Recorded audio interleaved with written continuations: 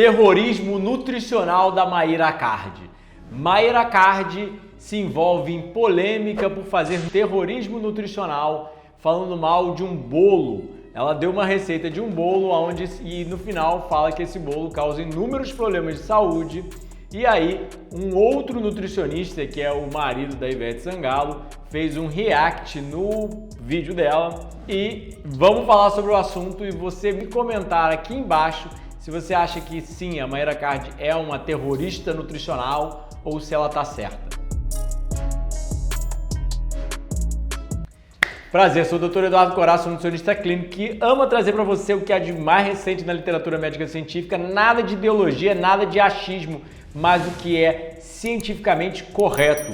Doa quem doer. Sim, como diria o Dr. John McDougall, as pessoas amam ouvir boas coisas sobre os seus maus hábitos. E essa que é a grande verdade. Me perguntaram numa caixinha de perguntas sobre a polêmica, eu realmente não sabia, nem tinha olhado, mas eu respondi no meu mais sincero possível que sim, eu concordo com a Mayra Card na maior parte das coisas que eu já ouvi ela falar e realmente eu não sigo tudo, às vezes eu perco uma polêmica ou outra, como eu já ia perdendo essa, mas como eu postei, ela acabou me repostando, a gente parou num site de fofoca e veio uma polêmica. Bem simples, eu falei que o quê? As pessoas são mimimizentas, eu não estava me referindo ao nutricionista especificamente, mas a maior parte das pessoas quando você fala mal de um alimento. Ninguém gosta que você fale mal de açúcar, de churrasco, de carne, várias coisas do gênero, mas se a gente tem dados científicos, a gente deve sim questionar.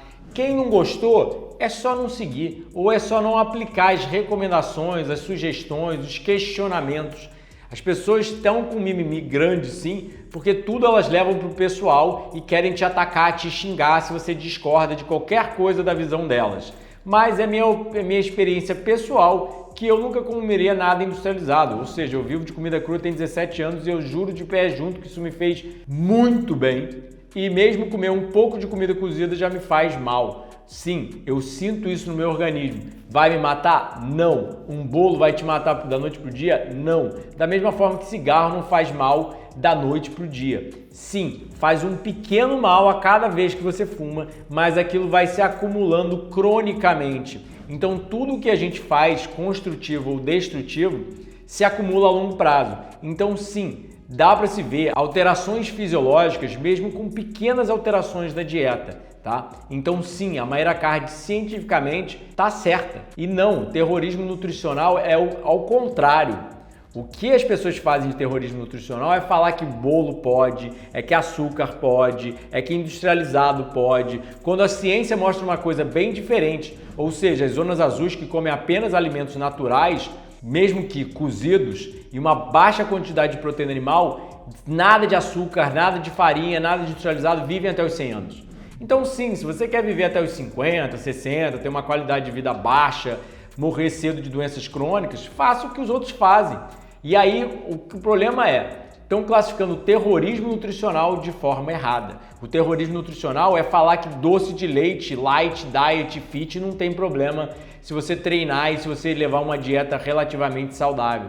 Sim, todo tipo de hábito que a gente tem é construtivo ou destrutivo. Mesmo que as evidências levem muito tempo a aparecer, é que você não está tão saudável para perceber. Quando eu adotei uma dieta crua, meu corpo começou a falar muito alto, ou seja, meu neurofeedback me responde a cada coisinha que eu ingiro se me fez bem ou se fez mal. Até mesmo jogar uma colher de azeite na salada, eu sinto alterações na minha performance física, mental e na minha saúde no mesmo dia, tá? E que eu acho que seriam facilmente mensuráveis e, como eu vou te mostrar aqui alguns dados científicos muito interessantes.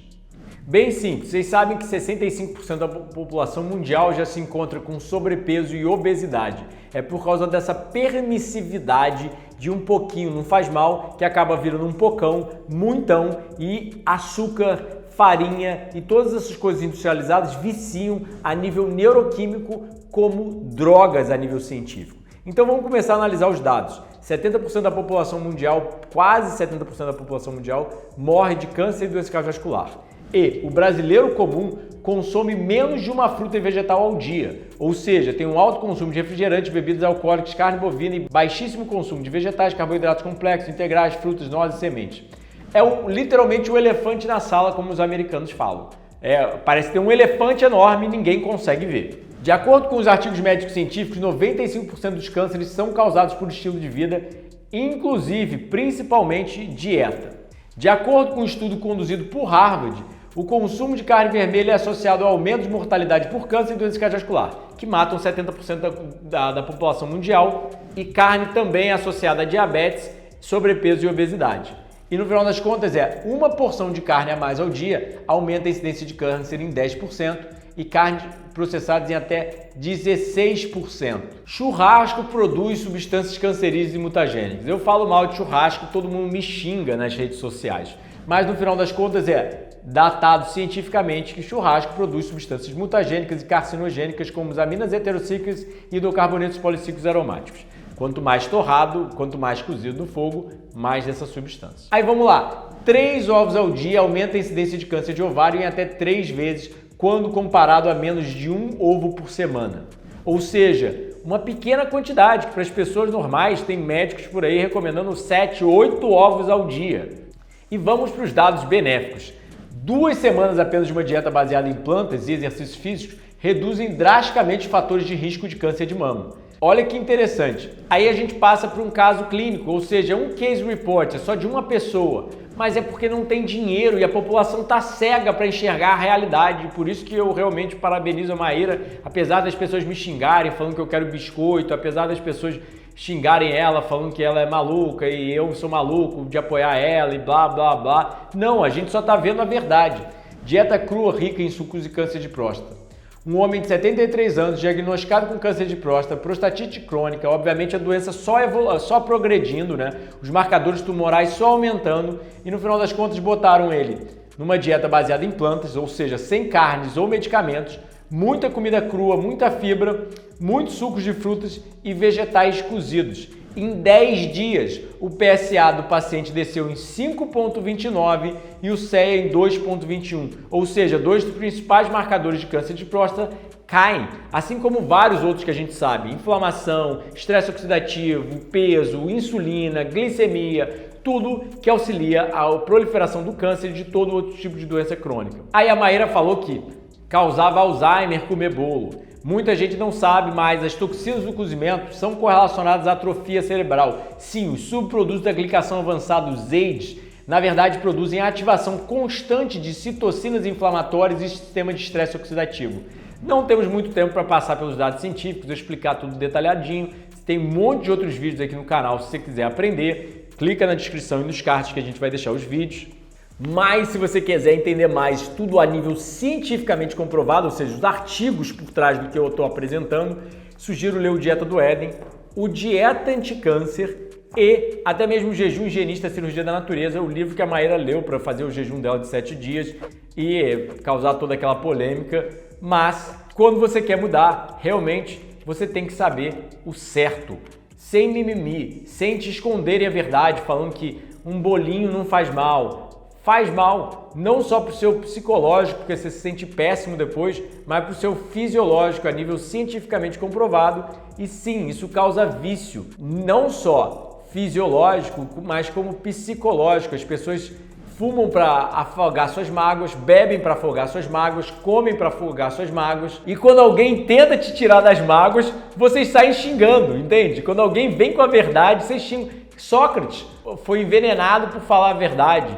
Galileu, Copérnico, Darwin, todos eles foram ostracizados, xingados pela sociedade, quando, na verdade, Igmar Simmels, o médico que sugeriu que os médicos deveriam lavar as mãos entre cada cirurgia, foi institucionalizado, internado num manicômio, até onde eu sei. Então, glicotoxinas orais e demência, ou seja, essas toxinas do cozimento promovem esclerose múltipla, neurotoxicidade e supressão das sirtuínas, da proteína que literalmente leva o reparo para todo o nosso organismo. Mudanças na dieta moderna geram excessivas quantidades de AIDs presos aos nutrientes tais como metilglicosal. A esclerose múltipla em humanos pode melhorar após a restrição dos AIDs. Consumo de proteína animal é correlacionado à demência, ou seja, pessoas que comem bastante carne têm 3 vezes mais chances de desenvolver demência comparado a vegetarianos de longa data. Micronutrientes são responsáveis pelo desenvolvimento cognitivo. Sabe o que tem um bolo? Calorias vazias, ou seja, farinha,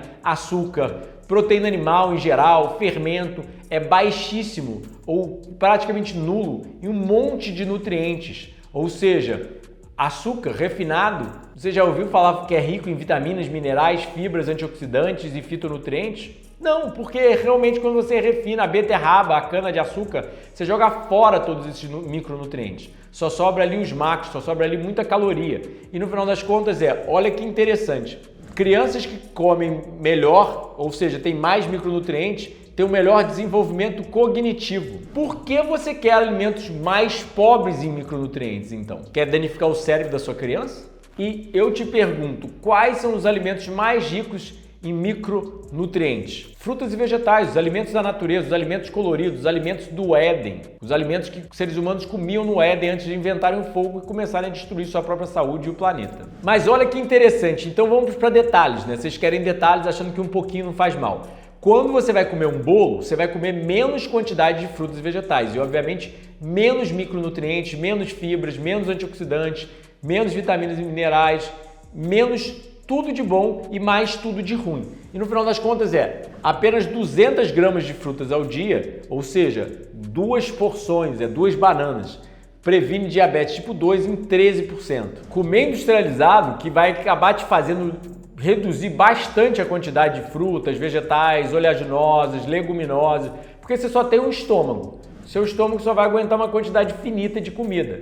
E quanto mais você come de doce, mais você não quer comer das outras coisas, né? E menos você ingere das coisas boas também. Ou seja, quando eu comia comida industrializada, não tinha paladar nenhum para frutos e vegetais. Eu queria comer mais daquele lixo industrial. E, obviamente, acabava comendo muito menos dos alimentos saudáveis, que acaba caindo muito em 3, 4 vezes sua ingestão de vitamina C, por exemplo. E aí, olha que interessante, uma refeição de junk food já prejudica a microbiota e a expressão gênica em ratos. Ou seja, a expressão dos genes até mesmo é alterada. Fitonutrientes e neuroproteção, ou seja, os nutrientes das plantas causam proteção do seu sistema neurológico.